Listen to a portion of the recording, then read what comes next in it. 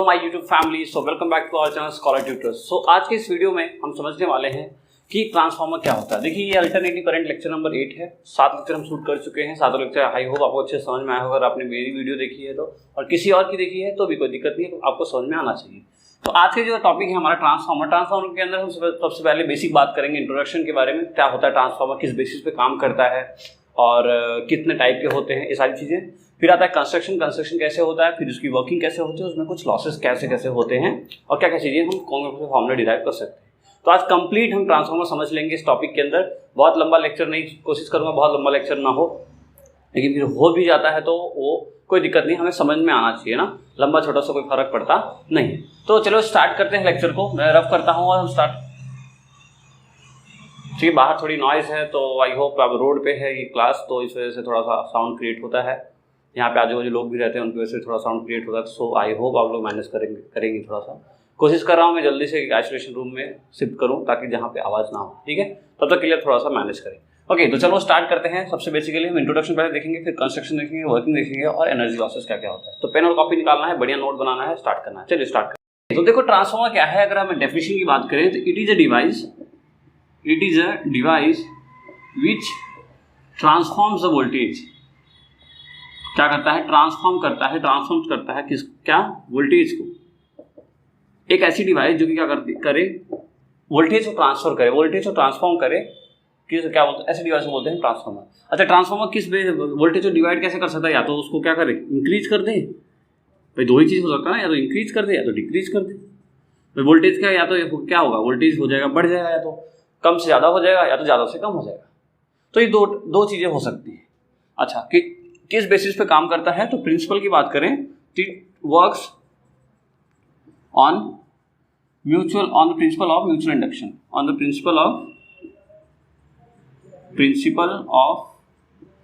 Mutual induction. तो ये कहीं भी कोई भी प्रॉब्लम हो, आपको नहीं समझ में आए तो आप प्लीज़ मैसेज करो, कमेंट करो। मैं बिल्कुल हाजिर हूँ आपके कमेंट का रिप्लाई करने के लिए। ठीक है, तो कोई दिक्कत नहीं है, बिल्कुल मजे से पढ़ना है, समझ के पढ़ना है। तो किस बेसिस पे काम करता है, it works on the principle of mutual induction के बेसिस पे वर्क करता है। ठीक है, अच्छा हम फिर इस पे आते हैं। तो ये चीज़, अच्छा आपने म्यूचुअल इंडक्शन पढ़ी है क्या, पढ़ी होगी ना, कि वहाँ पे चैप्टर नंबर 4 में, तो 4 में आपने म्यूचुअल इंडक्शन समझा होगा। तो वो म्यूचुअल इंडक्शन है यहाँ पे। तो इंक्रीज की बात करें, देखो इंक्रीज का मतलब क्या होता है कि लो से हाई जाता है, जो वोल्टेज है उसको हम लो से हाई ले जा रहे हैं, इंक्रीज कर रहे हैं। और यहाँ पे डिक्रीज का मतलब हाई से लो पे। तो देखो लो से हाई जाना मतलब अप ले जाना, भाई नीचे से ऊपर ले जाना, अप ले जाना, इसलिए इसका नाम होता है, जो इसका ट्रांसफार्मर का नेम हो उसको बोलते हैं हम स्टेप ऑफ ट्रांसफार्मर। और जो ये देखो हाई से नीचे जा रहे हैं, ऊपर से नीचे जा रहे हैं, गिर रहे हैं, जिसको बोलते हैं स्टेप डाउन। ये दो टाइप के ट्रांसफार्मर होते हैं, स्टेप डाउन ट्रांसफार्मर। देखो बहुत तेज तो नहीं हो रहा है, प्लीज बता देना। तो बेसिकली मैं सारी बातों की एक्सप्लेन दोबारा करता हूँ। एक ऐसा डिवाइस जो कि ट्रांसफॉर्म करता है वोल्टेज को, उसको बोलते हैं हम ट्रांसफार्मर। सीधी बात है, वोल्टेज को ट्रांसफॉर्म कर देना। तो ट्रांसफॉर्म किस फॉर्म में, या तो इंक्रीज के फॉर्म में करेगा या तो डिक्रीज के फॉर्म में करेगा। जब इंक्रीज करेगा मतलब लो वोल्टेज से हाई वोल्टेज ले जाएगा, और जब लो से हाई जाता है तब उसको बोलते हैं स्टेप अप ट्रांसफार्मर, ऊपर ले जा रहा है। और जब हाई से लो जा रहा है, जब नीचे जा रहा है, ऊपर से नीचे गिर रहा है ना, डाउन हो रहा है, तो स्टेप डाउन ट्रांसफार्मर। ठीक है, ये कहाँ यूज होता है, ज़्यादातर पावर स्टेशन में यूज होता है। लिख लेना आप लोग सब कुछ अच्छे से, पावर स्टेशन में यूज होता है। और ये जो स्टेप डाउन ट्रांसफार्मर होता है वो डोमेस्टिक में यूज होता है, जो अपने घरों में यूज होता है। देखो हमारे जहाँ से लाइट आ रही है, जो डैम से लाइट इलेक्ट्रिसिटी जनरेट हो रही है, हमारे पास आ रही है, वो बहुत हाई वोल्टेज में आता है। हाई वोल्टेज से क्या होता है, लॉसेस कम होता है। इस बारे में हम आगे स्टडी करेंगे। तो बहुत ज़्यादा हाई वोल्टेज आता है तो लॉसेस कम होता है, इसलिए हाई वोल्टेज लाया जाता है। और जब हाई लाया जाता है, हमारे घरों में कितना 220 चाहिए, तो 220 क्या करते हैं, इसको हमें डाउन करना पड़ता है। जो हाई वोल्टेज से हमें नीचे ले जाना पड़ता है, डाउन करना पड़ता है, इसलिए इसको घरों में जो यूज होता है वो स्टेप डाउन होता है, डोमेस्टिक होता है। और ये जो पावर स्टेशन में वहाँ पे क्या होता है, हाई वोल्टेज। अच्छा, कोई कई क्वेश्चन पूछ भी ले कोई, तो बताओ घर में कौन से जो हमारे घरों के आजू बाजू सोसाइटियों में ट्रांसफार्मर लगे होते हैं, शायद आपने देखा भी हो। तो ट्रांसफार्मर क्या होते हैं, कौन सा ट्रांसफार्मर होता है, तो आपको पता होना चाहिए कौन सा ट्रांसफार्मर होता है, स्टेप डाउन ट्रांसफार्मर। ठीक है, आई होप क्लियर हुआ होगा। तो इसका प्रिंसिपल है, ये इसका प्रिंसिपल है, और ये इसका बेसिक बातें हैं, इंट्रोडक्शनरी बातें हैं। अब आते हैं हम कंस्ट्रक्शन पे। नोट करो, फिर हम कंस्ट्रक्शन पे बात करें। इतना आप नोट करो, फिर कंस्ट्रक्शन की बात करें। ओके, नोट कर लिया होगा, रैप करें। ओके, अब देखो कंस्ट्रक्शन के अंदर क्या क्या होता है, डायग्राम थोड़ा समझेंगे आप। ठीक है, थोड़ा डायग्राम समझेंगे फिर मजा आएगा समझ करने में।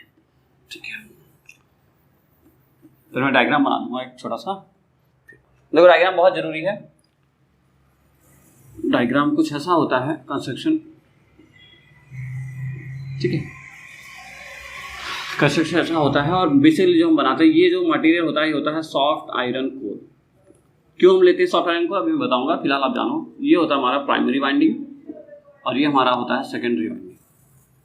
ठीक है, इसको बोलते हैं हम क्या बोलते हैं, इसको बोल दो प्राइमरी कॉयल, प्राइमरी कॉयल, और इसको बोल दो सेकेंडरी कॉयल, सेकेंडरी कॉयल। ठीक है, समझ लेना सेकेंडरी लिखा है। तो सॉफ्ट आयरन कोर यहाँ पे होता है और ये प्राइमरी कॉयल, ये सेकेंडरी कॉयल ऐसे बना होता है। ये हमारी क्या है, म्यूचुअल इंडक्शन की field generator, magnetic field. Okay, तो ये डायग्राम होता है बेसिक, जो बेसिक कंस्ट्रक्शन है वो उसका ट्रांसफार्मर का यही है। ये प्राइमरी कॉयल, ये सेकेंडरी कॉयल, ये सारी बात है। अच्छा, अब देखो सबसे पहला point, it consist of two coils. First one is primary coil और second one is secondary coil. ठीक है, सबसे पहला पॉइंट आपको लिखना है, दो कॉइल्स होते हैं, दो कॉइल वाउंड होते हैं, primary coil and secondary coil. फिर it consist two coil, primary coil, secondary coil which wounds tightly. ठीक है, कैसे वाउंड होता है, tightly, GHTLY, tightly with soft iron core. अच्छा, सॉफ्ट आयरन कोर ही क्यों भाई, बहुत सवाल आता है दिमाग में, भाई हम भी पढ़ते थे, हमारे दिमाग में आता है सॉफ्ट आयरन कोर ही क्यों। तो आपने शायद मटेरियल प्रॉपर्टी पढ़ा होगा। सॉफ्ट आयरन कोर एक ऐसी मटेरियल है, soft iron core is a type of material which, देखो MTRL लिखा है, मटेरियल स्पेलिंग फुल फॉर्म आप खुद लिख लेना ना। Soft iron core is a type of material which क्या बोल सकते हैं, which attract all the magnetic field lines. ठीक है, देखो ये एक ऐसा मटेरियल होता है जो मैग्नेटिक फील्ड लाइन्स है ना उसको बिखरने नहीं देता। देखो मैग्नेटिक फील्ड, जैसे मान लो ये आपका NS है, तो मैग्नेटिक फील्ड ऐसे जनरेट हुआ। ठीक है, मैग्नेटिक, तो ये जो मटेरियल होता है ना क्या करता है, ये खींच के रखता है, दूर भागने नहीं देता। जो ये चाहे तो एक मैग्नेटिक फील्ड बाहर भाग सकता है ना, लेकिन ऐसे भागने नहीं देता, क्या करता है, खींच के रखता है। आप समझ सकते हैं जैसे टाइप का कोई एक बॉन्डिंग बना के रखा है, खींच के रखता है, इस टाइप का मटेरियल होता है। तो इसलिए हम इसको यूज करें ताकि हमारा क्या यहाँ वेस्ट ना हो, मैग्नेटिक फील्ड यहाँ पे क्या हो, वेस्ट ना हो। तो यहाँ पे देखो it which wound tightly on the soft iron. ठीक है, तो पहला पॉइंट हुआ। दूसरा point, primary coil work as input coil. ठीक है, प्राइमरी कैसा, इनपुट कॉयल जैसा वर्क करता है, and secondary coil work as output coil. देखो बहुत सारे बच्चों को नोट्स लिखने में दिक्कत होती है, इसमें पहले लिखवा दे रहा हूँ सब कुछ, आप अच्छे से व्यवस्थित नोट करो, कोई दिक्कत नहीं आएगी। सब कंप्लीट आपको 3 या 4 मार्क्स में जो भी क्वेश्चन आएगा अगर तो आप कंप्लीट इसको कर पाओगे। और बेसिक नीट JEE के अंदर भी अगर आप ऐसे बेसिस से छोटे छोटे क्वेश्चन आते हैं तो आप ये सब भी कर पाओगे। तो primary coil works are input coil and secondary coil work as output coil. ये दो बातें हो गई, पहला पॉइंट। दूसरा पॉइंट अच्छा क्या है, थर्ड पॉइंट देखो आप यही वाला पॉइंट यहाँ लिख सकते हो, यहाँ की soft iron core is used to reduce eddy current. देखो एडी करंट की एक चीज होती है जो कि अभी हम समझेंगे लास्ट में, ये हीट लॉस का फॉर्म है कि वो भी उसको भी रिड्यूस करता है। तो 2 फायदे हैं आयरन कोर यूज करने का। एक तो फायदा क्या है कि ये क्या करता है, जो हमारे मैग्नेटिक फील्ड है उसको बिखरने नहीं देता मैग्नेटिक फील्ड को। दूसरा क्या है कि वो हमारे एडी करंट्स को भी क्या करता है, रिड्यूस करता है, कम करने की कोशिश करता है। तो बेसिकली बातें हैं, इसका जो कंस्ट्रक्शन है, हम कंस्ट्रक्शन की बात की है ये, अब हम बात करेंगे इसकी वर्किंग की। ठीक है, कंस्ट्रक्शन आप नोट करो, फिर हम बात करेंगे इसकी वर्किंग की। चलिए नोट करें, फटाफट करें। तो देखो वर्किंग की बात करते हैं। तो ट्रांसफार्मर की वर्किंग देखो, डायग्राम का भी हमने समझा था कि भाई ये हमारे पास क्या है कि सॉफ्ट आयरन कोर होता है और ये हमारे पास क्या है, ऐसा लगा होता है, ये प्राइमरी कॉइल होता है और ये सेकेंडरी कॉइल होता है। ये बातें अपनी हमने की। अब देखो क्या कैसे वर्क कैसे करता है, कैसे काम क्या होता है इसके अंदर, म्यूचुअल इंडक्शन में वर्क कैसे करते हैं। तो when we provide alternating voltage, in primary coil. ये प्राइमरी कॉइल में जैसे हम अल्टरनेटिव करंट प्रोवाइड करते हैं, अल्टरनेटिव वोल्टेज प्रोवाइड करते हैं, जैसे अल्टरनेटिव मतलब एक बार इधर प्लस, एक बार इधर माइनस, फिर एक बार इधर प्लस इधर माइनस, ऐसा चेंज हो रहा है। तो अल्टरनेट जब हम प्रोवाइड करते हैं तो यहाँ पे magnetic field in that coil will be changes होते हैं। मैग्नेटिक फील्ड चेंज क्यों? क्योंकि फॉर्मुला क्या है, देखो फॉर्मुला पता है आपको, B equals to mu naught N I. B equals to mu naught N I की वजह से जैसे जैसे क्या होगा यहाँ पे मैग्नेटिक फील्ड चेंज होगा, तो यहाँ पे देखो अल्टरनेटिव वोल्टेज चेंज हुआ, तो वोल्टेज चेंज होने की वजह से क्या होगा यहाँ पे B equals mu naught N I की वजह से चेंज होगा। देखो B ये चेंज हुआ, ये चेंज होने के B चेंज हुआ, मैग्नेटिक फील्ड चेंज हुई, और जब मैग्नेटिक फील्ड हुई तो due to change in magnetic field, magnetic flux change, तो आपको पता है phi equals to B dot A, पता है ना। तो phi equals to B dot A की वजह से क्या हुआ कि यहाँ पे जब मैग्नेटिक फील्ड चेंज हुई, ये कंटिन्यूसली चेंज हो रहा है, तो ये भी कंटिन्यूसली चेंज हो रहा है। और आपको फैराडे लॉ के अकॉर्डिंग पता है ना, ड्यू टू फैराडे लॉ क्या बोलता है कि change in magnetic flux, change in magnetic flux यानी कि क्या चेंज करता है, इंड्यूस ईएमएफ जनरेट करता है, यानी कि जो ईएमएफ होता है वो minus D phi by D T होता है। सारी चीज़ आपने पढ़ी होगी। तो चेंज इन मैग्नेटिक फ्लक्स क्या जनरेट करता है, ईएमएफ जनरेट करता है, और यही काम हो जाता है हमारा। तो यहाँ देखो पहले क्या, फिर समझो कि यहाँ पे वोल्टेज का अल्टरनेटिवली चेंज हुआ, तो वोल्टेज का चेंज हुआ तो मैग्नेटिक फील्ड का चेंज हुआ, मैग्नेटिक फील्ड का चेंज हुआ तो फ्लक्स का चेंज हुआ, और फ्लक्स का चेंज हुआ तो फैराडे लॉ के हिसाब से इलेक्ट्रिक मैग्नेटिक क्या बोलते हैं आपका इंड्यूस्ड ईएमएफ जनरेट होगा। और यही पूरा काम होता है हमारा पूरे ट्रांसफार्मर का। ठीक समझ में आया क्या? दोबारा समझाएं, एक बार दोबारा समझ लो। When we provide alternating voltage to primary coil, primary coil को हमने अल्टरनेटिव वोल्टेज दिया, देने के बाद क्या हुआ कि इसके अंदर अल्टरनेटिव वोल्टेज की वजह से B equals to mu naught N I formula होता है, इसके वजह से मैग्नेटिक फील्ड में चेंज हुआ, और जब मैग्नेटिक फील्ड में चेंज हुआ तो यहाँ पे फ्लक्स में भी चेंज हुआ, phi equals to B dot A. और जब फ्लक्स में चेंज हुआ, जब फ्लक्स चेंज होता है तो यहाँ पे इंड्यूस्ड ईएमएफ जनरेट होता है। क्यों? फॉर्मूला होता है फैराडे लॉ का minus D phi by D T, और इसकी वजह से ही यहाँ पे इंड्यूस्ड ईएमएफ जो हमें चाहिए था वो मिल गया। ठीक है, ये बेसिक ट्रांसफार्मर का क्या है, वर्किंग है। अब इसके ऊपर हमें कुछ एक दो फॉर्मूले देखते हैं छोटा छोटा। तो देखो थोड़ा मैं रफ करूंगा, इसमें स्क्रीनशॉट ले लो आप, थोड़ा सा रफ करूंगा, क्लियर होना चाहिए बात ना। बेसिकली बहुत टफ लैंग्वेज में पूरी कोशिश करता हूँ आपको इजी से इजी लैंग्वेज दूँ, 3 4 5 बुक प्रीफर करके मैं सोचता हूँ कि आपको कम से कम याद करना पड़ेगा। यहाँ याद करने से कुछ नहीं है, सब ये चीज़ याद है आपको कि आप कर लो। हाँ ठीक है, इतना करो तो मैं कुछ चीज़ और कराऊँ। हो गया? अब करें। अब देखो ये तो ठीक है ईएमएफ, तो ईएमएफ का रिलेशन कैसे है, रिलेशन निकालने चाहते हैं हम कि नंबर ऑफ कॉइल से, जैसे आपके दिमाग में अगर आ रहा हो तो अच्छा है, नहीं आ रहा तो आना चाहिए कि भाई अगर हम सर क्या यहाँ पे जो कॉइल लगा रहे हैं, यहाँ पे जो हम कॉइल लगा रहे हैं, ये जो कॉइल लगा रहे हैं यहाँ पे ऐसे, तो इस कॉइल में ये जो वाइंडिंग है, ये वायर की वाइंडिंग कैसी होनी चाहिए, ये वायर की वाइंडिंग कैसी होनी चाहिए। तो ये चीज़ देखो समझने के लिए हम समझते हैं। सपोज करो phi is flux in each coil. ठीक है, हर कॉइल में हमने लेट करते हैं, सपोज किया let phi is the flux, यहाँ तक हो गया ना, ये नीचे कर रहे हैं, let phi is the flux in each coil, हर कॉइल में पर्टिकुलर क्या है, फ्लक्स है। तो अब मानते हैं यहाँ पे नंबर ऑफ कॉइल्स, यहाँ पे मान लो नंबर ऑफ कॉइल्स कितना है, n है, np है, और यहाँ पे नंबर ऑफ कॉइल्स कितने हैं, ns है, नंबर ऑफ कॉइल्स ns। तो यहाँ पे np क्या है, number of coils in primary coil, और ns को हम मानते हैं number of coils in secondary coil. ठीक है, प्राइमरी कॉइल में ना np और yes। तो एक में फाई है तो np में कितना होगा भाई, टोटल अगर हम बात करें टोटल पूरे इसके अंदर कितना फ्लक्स होगा, इसमें प्राइमरी कॉइल में कितना फ्लक्स होगा, तो अगर एक में फाई है तो टोटल में कितना होगा, समझो कैसे समझो। जैसे भाई मान लो हम बोलते हैं इस क्लास में 50 बच्चे हैं, मैं एक बच्चे को मैं 2 रुपये दूंगा, 50 बच्चे कितने दो, 50 × 2, यही करते हैं ना। तो ऐसे ही अगर एक कॉइल में फाई घूम रहा है, एक कॉइल में फाई ईएमएफ जनरेट हो रहा है, इंड्यूस्ड ईएमएफ जनरेट हो रहा है, एक कॉइल में फ्लक्स कितना, फाई फ्लक्स जनरेट हो रहा है, तो पूरे में कितना होगा, इतना इंटू फ्लक्स फाई। तो यही हो रहा है देखो यहाँ पे। तो अगर हम 5p की बात करें तो यानी कि flux in complete primary coil कितना होगा, 5 × np। ठीक है, यहाँ तक ठीक है। अच्छा, अब फैराडे लॉ यानी कि जो EP की बात करें, ईएमएफ P के लिए, यानी कि जो प्राइमरी कॉइल में जो ईएमएफ जनरेट होगा वो कितना होगा, देखो फॉर्मूला क्या होता है, minus D phi by D T. यहाँ डी फाई कौन सा है, यहाँ पे डी फाई पी है, यानी कि minus D by D T, साथ में ये फाई पी की वैल्यू कितनी है, 5 np, फाई एन पी, इसको हम ऐसे लिख लेते हैं। देखो यहाँ पे तो एन पी तो कांस्टेंट होगा, नंबर ऑफ कॉइल, तो N P D phi by minus का। चलो इसका इक्वेशन नंबर 1 बोल दो। बोलो यहाँ तक सही है? फिर से समझो, थोड़ा शांति से समझो, समझ में आएगा। एक कॉइल में अगर फाई घूम रहा है, समझे, एक कॉइल में अगर फाई घूम रहा है और नंबर ऑफ कॉइल्स कितना है, एनपी है, यानी कि जो टोटल में फ्लक्स कितना घूम रहा होगा, तो एनपी इंटू फाई।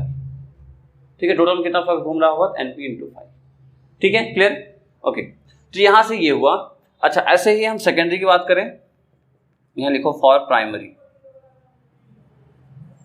ऐसे हम सेकेंडरी की बात करें, यहां पे लिखें फॉर सेकेंडरी। फॉर सेकेंडरी वही फाई एस हो गया इस बार, phi S equals to phi N S. एक में फाई, पूरे में कितना एन एस है, तो एन एस इंटू फाई। और यहां से वही E S equals to minus D phi S upon D T. तो यहाँ से एन एस बाहर हो जाएगा और क्या बचेगा, D phi by D T. यहाँ पी लगा लो माइनस का। ठीक है, कैमरा में देख लेते हैं एक बार, दिख रहा है कि नहीं आप लोग को? दिख रहा है, कोई दिक्कत नहीं है। अच्छा, इसको आप बोल देते हैं क्वेश्चन नंबर 2। देखो बच्चों, आसान है अगर आप समझ के करोगे तो। जितना महसूस, देखो सब ना मन है, सब मन की दिमाग की बातें हैं, समझो इसको, कोशिश करोगे समझ में आ रहा है, या फील महसूस करो आप कि कैसे हो रही चीज़ें। कुछ बहुत बड़ा टॉपिक नहीं है, बहुत बड़ा टफ टॉपिक नहीं है, आसान सी चीज़ें हैं। ठीक है, तो फाई 1 फाई 2 को क्या करेंगे, हम डिवाइड करेंगे। तो फाई 1 बाई फाई 2 करो, यानी कि डिवाइड करो 1 बाई 2, 1 एंड 2 को डिवाइड करो। तो यहाँ पे E P upon E S equals to E P upon E S equals to, इससे में काम नहीं है, हमें ये काम है ना। तो यहाँ देखो डी फाइव डी,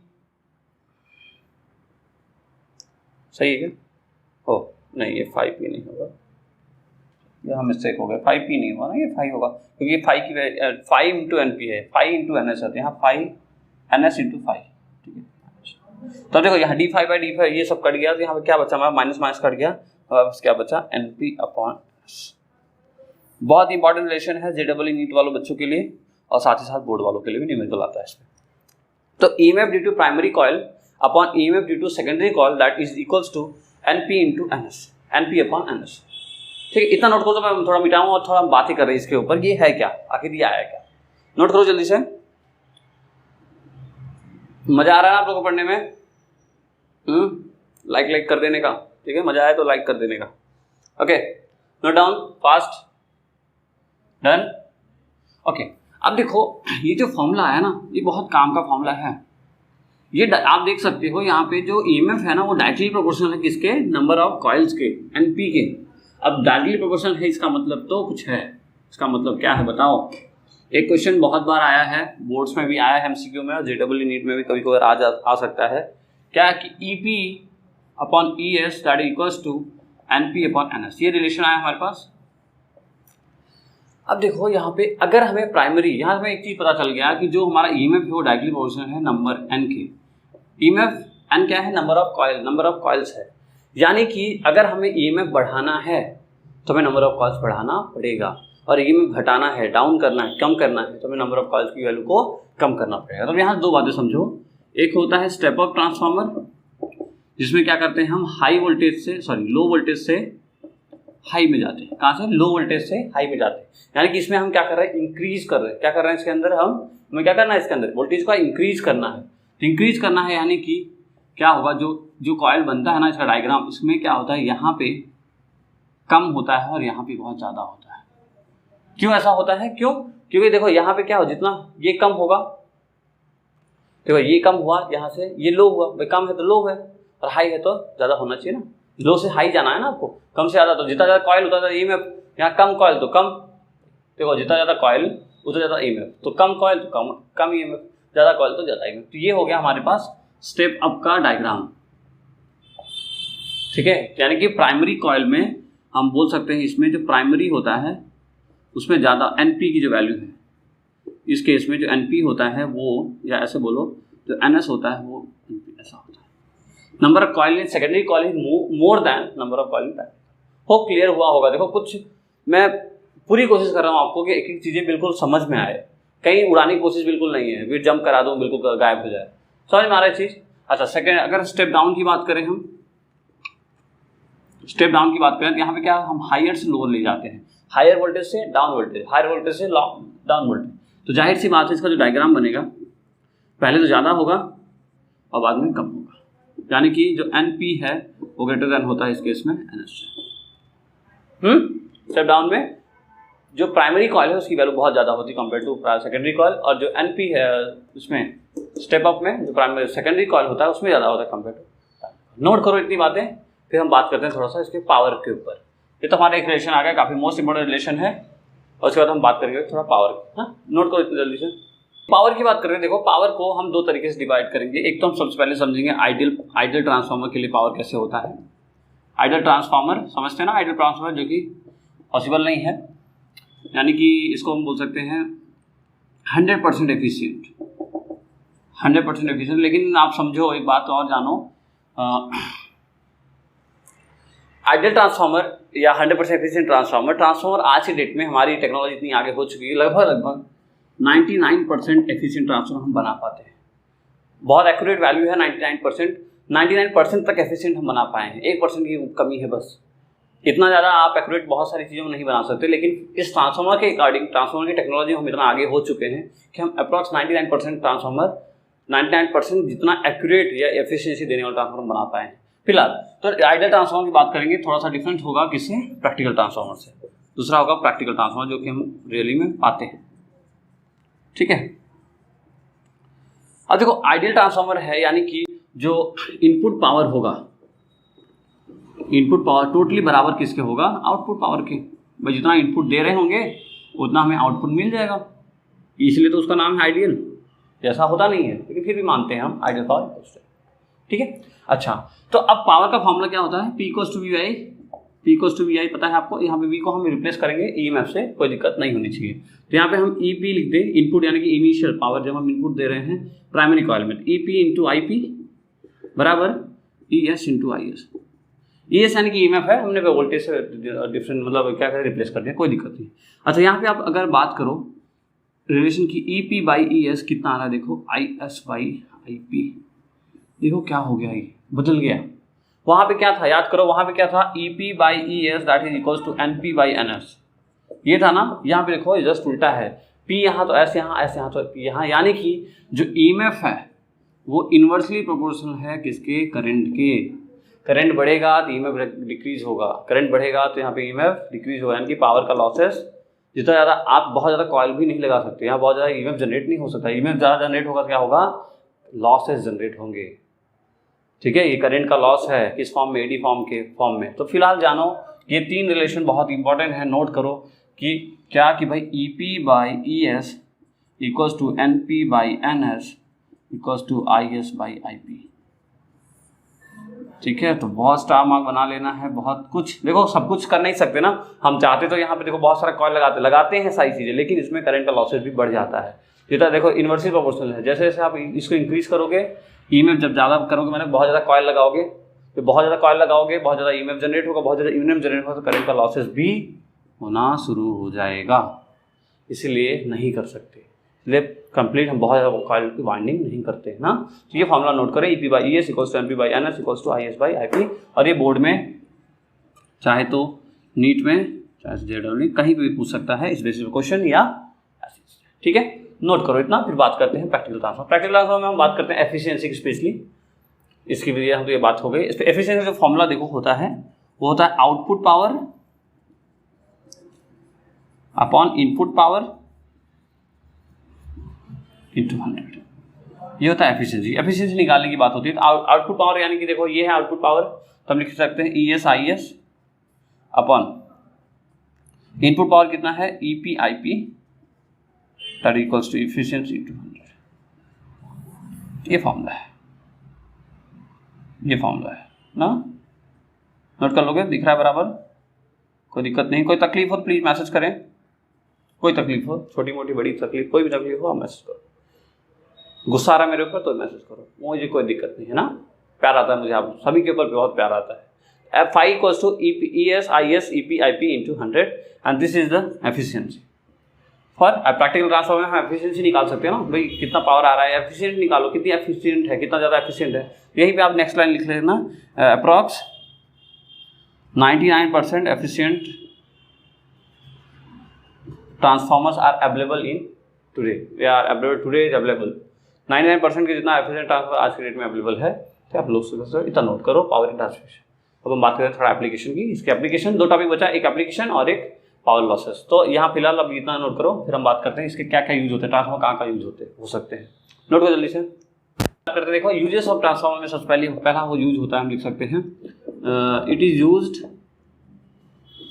या uses in, it is used in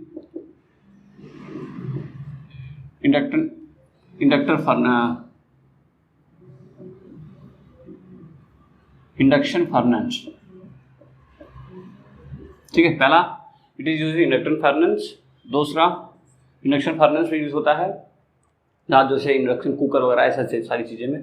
दूसरा क्या होता है, it is used as voltage regulator. Voltage regulator जैसा यूज होता है, इसका काम ही ना रेगुलेटर ही तो कर रहा था, रेगुलेट ही तो कर रहा था। रेगुलेटर इन टीवी हो गया, और भी है, रिमोट हो गया, हर जगह जहाँ पे वोल्टेज का रेगुलेट करना हो वहाँ पे ये यूज होता है, एक्सेट्रा एक्सेट्रा एक्सेट्रा। अब तीसरा सबसे इम्पॉर्टेंट है, इट इज यूज्ड, यहाँ पे स्टेप डाउन का यूज करते हैं हम स्पेशली। स्टेप डाउन ट्रांसफार्मर्स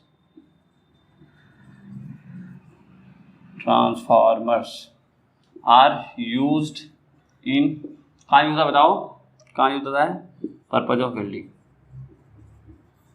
कहाँ यूज होता है, पर्पज ऑफ वेल्डिंग।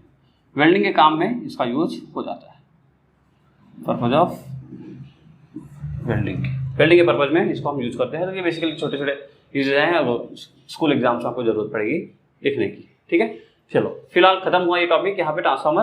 अब बात करते हैं हम इसका जो काफ़ी इंपॉर्टेंट है, वो है लॉसेस इन ट्रांसफार्मर। क्या क्या लॉसेस हो जाते हैं, क्यों, किस वजह से जो 99% 1% का अचीवमेंट हम नहीं कर पाते, या बहुत सारे 99 तक हम बातें करते हैं, बाकी लगभग 95 95 के आसपास को हम इजीली ऑब्टेन कर लेंगे। 5% का जो लॉसेस हो रहा है वो क्यों हो रहा है, उसके बारे में बातें करेंगे।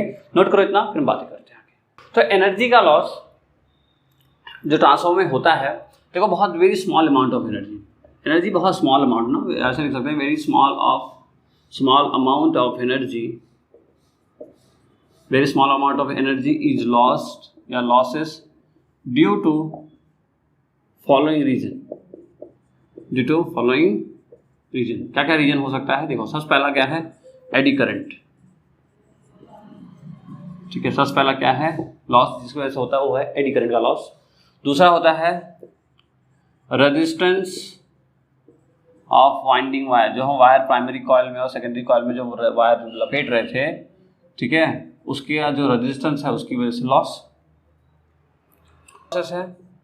फ्लक्स लीकेज, फ्लक्स का लीकेज भी होता है। देखो यहाँ पे जो ईएमएफ जनरेट हो रहा है वो फ्लक्स जो जनरेट हो रहा है, मटेरियल लगा जरूर है लेकिन कुछ ना कुछ तो लीकेज तो है, उस लीकेज की वजह से। और चौथा होता है हिस्टेरिकल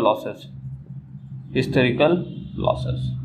सारी को हम डिटेल में थोड़ा देख लेते हैं, थोड़ी थ्योरी बातें कर लेते हैं ताकि आपको क्लियर हो जाए क्या क्या प्रॉब्लम कैसे कैसे होती है। ठीक है, तो बेसिकली 4 बातें हैं। अब हम सबसे पहले एडी करंट को देखते हैं, फिर हम resistance of winding wire, flux leakage और बाद में हिस्टेरिकल लॉसेस। ओके, चलो नोट करो जल्दी से, स्टार्ट करते हैं। स्टार्ट करें, ओके, रब करूँ। ओके, अब देखो एडी करंट्स के बारे में बात करते हैं। एडी करंट्स कहाँ हो, कैसे लॉस होता है एडी करंट्स की। मैं थ्योरी लिख देता हूँ थोड़ा सा, ताकि थोड़ा टाइम बचे आपका, बहुत लंबा वीडियो हो जाएगा तो फिर मज़ा भी नहीं ना, थोड़ा टाइम बचे आपका, इसलिए मैं फटाफट थ्योरी लिख देता हूँ। ठीक है, सबसे पहले हेडिंग डालना है, first one eddy current. Okay, देखिए मैंने लिख दिया है लिख लिए एडी करंट्स लॉसेस और दूसरा रेजिस्टेंस ऑफ वाइंडिंग वायर। देखो क्या क्या है, तो एडी करंट लॉसेस थोड़ा पढ़ते हैं। देखो alternating magnetic flux induced eddy current. ठीक है, जो अल्टरनेटिंग मैग्नेटिक फ्लक्स जो बदल रहा था, magnetic flux continuous B cos μ0 से हम जब कंस्ट्रक्शन देखे थे, तो यहाँ पे अल्टरनेटिव करंट की वजह से, अल्टरनेटिव वोल्टेज की वजह से मैग्नेटिक फील्ड में चेंज हो रहा था। और मैग्नेटिक फील्ड में जब चेंज होगा, अल्टरनेटली चेंज होगा, तो फ्लक्स में भी अल्टरनेटली चेंज होगा। तो यही मैग्नेटिक जो फ्लक्स है इंड्यूस्ड हो रहा था, उसमें जो अल्टरनेटली चेंज हो रहा था in the iron core and the causes heating. जब देखो समझो, ये आयरन को मटेरियल समझो, पहले ये डायग्राम था ना, ये ऐसे ऐसे था, ये ऐसे था। ये मटेरियल जो कोर लगा ना, बार बार ऐसे चेंज होगा, एक बार यहाँ, एक बार यहाँ, एक बार यहाँ, एक बार यहाँ, ऐसे चेंज होगा। ठीक है, इसमें क्या होगा, हीट जनरेट होगा। क्या जनरेट होगा, हीट जनरेट होगा, और उस हीट की वजह से दिस इफेक्ट रिड्यूस, यहाँ पे हीट जनरेट होता है, उसी को बोलते हैं हम एडी करंट लॉसेस, ठीक है, जो हीट जनरेट होता है उसी को बोलते हैं हम एडी करंट लॉसेस। और इसको हम रिड्यूस कैसे कर सकते हैं, this effect is reduce by having a laminated insulated core. जो ये कोर होता है ना, यहाँ पे ये जो कोर होता है iron core, soft iron core जो बनाया जाता है, इसको हम लैमिनेटेड करते हैं, इंसुलेटेड होता है ये, ताकि हीट जनरेट ना हो, क्या जनरेट हो, हीट जनरेट ना हो। क्लियर है पहला point, eddy current losses. Okay, second देखो रेजिस्टेंस ऑफ वाइंडिंग वायर, तो बहुत समझ में आता होगा आपको कि वायर जब लपेटेंगे, वायर ज़्यादा लपेटेंगे तो क्या होगा, आई स्क्वायर आर टी से करंट लॉस होगा, था ना, I square R T heat loss, heat के फॉर्म में लॉस होता है एनर्जी।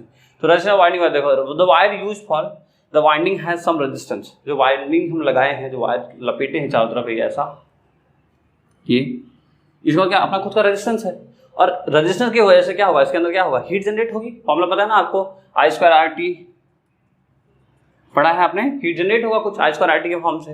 तो ये प्रॉब्लम होती है, इसको कैसे रिड्यूस कर सकते हैं, minimise by using thick wire. इसमें हम मोटा वायर यूज करेंगे, तो देखो फॉर्मूला पता होगा आपको, आर इक्वल्स टू रू एल बाई ए पढ़ा है। तो रेजिस्टेंस इंक्रीज करेंगे तो एरिया डिक्रीज होगा, जब एरिया बढ़ाएंगे तो रेजिस्टेंस क्या होगा, डिक्रीज होगा। तो एरिया जब बढ़ा रहे हैं, एरिया मतलब इसको मोटा कर रहे हैं, ठीक कर रहे हैं, जब ठीक करेंगे तो क्या होगा, यहाँ पे रेजिस्टेंस की वैल्यू डिक्रीज होगी। जब रेजिस्टेंस वैल्यू डिक्रीज होगी तो हमारा काम हो जाएगा। लेकिन भाई दिक्कत है, जब मोटा वायर लेंगे तो पैसा ज़्यादा लगेगा, ज़्यादा पैसा लगेगा ट्रांसफॉर्मर महंगा मिलेगा। इसलिए हम क्या करते हैं कि देखो, जहाँ पे हमें आउटपुट लेना होता है, जहाँ पे वायर जो जहाँ ज़्यादा वायर वहाँ रेजिस्टेंस ज़्यादा, तो जहाँ हमें आउटपुट लेना होता है, मतलब देखो थोड़ा जल्दी हो रहा, प्लीज़ बता देना, बड़ा अच्छा टॉपिक है, तो बड़ा एक्साइटमेंट होता है पढ़ाने में, ठीक है। तो यहाँ पे देखो एक बार ऐसा होता है और एक बार ऐसा होता है। सपोज करो ये एक ऐसा कॉइल है जहाँ पे हम, ये स्टेप अप ट्रांसफार्मर है, जहाँ पे इनिशियल प्राइमरी कॉइल कम है और सेकेंडरी कॉइल में हम ज़्यादा कॉइल लिखते हैं। तो अब यहाँ पे जब ज़्यादा वायर है तो हम ज़्यादा रेजिस्टेंस होगा, और जब ज़्यादा रेजिस्टेंस होगा तो ज़्यादा हीट होगा। इसलिए हम क्या करते हैं कि पैसा बचाने के लिए हम यहाँ तो पतला लगा देते हैं, लेकिन यहाँ मोटा लगाते हैं। एक साइड मोटा लगाएंगे तो थोड़ा पैसा बच जाएगा ना भाई, दोनों साइड मोटा लगाओगे तो महंगा वायर मिलेगा, खर्चा बढ़ेगा। इसलिए हम क्या करते हैं, जिस साइड, इसलिए हम क्या करते हैं, फॉर मेकिंग कॉस्ट एफिशिएंट यानी कि सस्ता करने के लिए क्या करते हैं, thick wire only used on the side of number of coil is more. ऐसी जगह हम यूज करते हैं जहाँ पे नंबर ऑफ कॉइल्स क्या होता है, ज़्यादा होता है। क्लियर होना चाहिए, 2 पॉइंट है, बाकी 2 पॉइंट अभी हम आगे लिख रहे हैं। तो वो 2 पॉइंट क्या, जल्दी उतारो, फिर हम बात करते हैं 3rd and 4th point, and करेंगे वीडियो को यहीं पे एंड, जल्दी करो। सो देखो 3rd और 4th भी हम लिख दिए हैं, flux leakage and hysterical losses. तो फ्लक्स लीकेज देखो क्या है, this is due to poor design of core. जो डायग्राम देखा होगा, डायग्राम आप देखो फिर से, तो कोर जो है ना, इसका जो पुअर डिजाइन जो होता है वो प्रॉपरली नहीं होता, इस वजह से ये जनरेट होता है, फ्लक्स का लीकेज होता है। यहाँ पे जो ये वाइंडिंग हमने करने हैं ना, ये बिल्कुल पास किया जाता है। अगर यहाँ पे गैप हो जाए ना, अगर गैप हो जाए तो वहाँ पे क्या होता है, जनरेट हो जाता है। तो इसको हम गैप कैसे करें, यहाँ पे जो एयर गैप जनरेट हो जाता है, तो उसी को हम कम करने के लिए क्या करते हैं, reduce by winding primary and secondary coil एक दूसरे के, मतलब बहुत ज़्यादा क्लोजली बनाई जाती है इसको, ठीक है। पहला काम हो गया। दूसरा चीज़ देखो, हिस्टेरिकल लॉसेस क्या है कि एसी करंट है, करंट कौन सा है, एसी करंट है, तो मैग्नेटिक फील्ड भी क्या होगा, बार बार चेंज हो रहा है। एक बार मैग्नेट, मतलब समझो, ये समझो, ये है हमारे पास कॉइल, ये पॉजिटिव, ये निगेटिव, थोड़ी देर बाद ये पॉजिटिव, ये निगेटिव, फिर पॉजिटिव निगेटिव। अब क्या, पहले मैग्नेटिक फील्ड की डायरेक्शन ये, फिर मैग्नेटिक फील्ड डायरेक्शन ये, फिर ये, फिर ये, फिर ये, फिर ये। एक बार ये डीमैग्नेटाइज होगा, फिर ये मैग्नेटाइज होगा, फिर मैग्नेटाइज, फिर डीमैग्नेटाइज, फिर मैग्नेटाइज, फिर डीमैग्नेटाइज। तो चेंज होता रहता है ना, बस जहाँ प्लस वहाँ मैग्नेटाइज होगा, डायरेक्शन चेंज होगा ना, प्लस माइनस की वजह से। तो यहाँ पे क्या होगा, ऐसे वजह से यहाँ पे प्रॉब्लम होती है, और इस प्रॉब्लम को रिड्यूस करने के लिए हम अगेन आयरन कोर का ओके। तो अब यहाँ देखो आयरन कोर की बहुत सारा यूजेस है ना, दो यूज में हमने पढ़ा। एक आयरन कोर की वजह से क्या, देखो यहाँ पे हिस्टेरिकल लॉसेस डाउन होगा। दूसरा आयरन कोर की वजह से क्या, जो मैग्नेटिक फील्ड का डिस्ट्रीब्यूशन होता है, डिस्ट्रीब्यूशन नहीं होगा, और एडी करंट भी डाउन होता है, कम होता है। ओके, सो यहीं पे था ट्रांसफार्मर, फिनिश करते हैं, एंड करते हैं क्लास को। आई होप आपको क्लियर हुआ होगा। तो ये चैप्टर यहीं पे फिनिश हुआ। काफ़ी दिनों से, लगभग 3-4-5 दिनों से चल रहा था चैप्टर, और लगभग 1 हफ्ता हुआ। लगभग 7 से 8 वीडियो, 8वां लेक्चर है, मतलब 8 वीडियो हमने शूट किया है। तो आप अगर स्टार्टअप पे आज पहली बार आप वीडियो देख रहे हो मेरा, तो आप प्लीज़ जाके वीडियो कंप्लीट देखें। एक 1 to 1 मैंने कंप्लीट एक भी टॉपिक स्किप नहीं किया है, कंप्लीट एक्सप्लेन करने की कोशिश किया, और बहुत ईजी वे में एक्सप्लेन करने की कोशिश की। तो चलिए आज करते हैं यहीं पे एंड। अगर आपको वीडियो अच्छा लगा हो तो आप अपने फ्रेंडों को शेयर कर सकते हो, और अगर आपने अभी तक सब्सक्राइब नहीं किया तो आप सब्सक्राइब कर सकते हो, थोड़ा बहुत अपना प्यार दिखा सकते हो कमेंट और लाइक करके। तो थैंक यू सो मच, ऐसे आप बने रहो मेरे चैनल पे, पढ़ते रहो। All the best.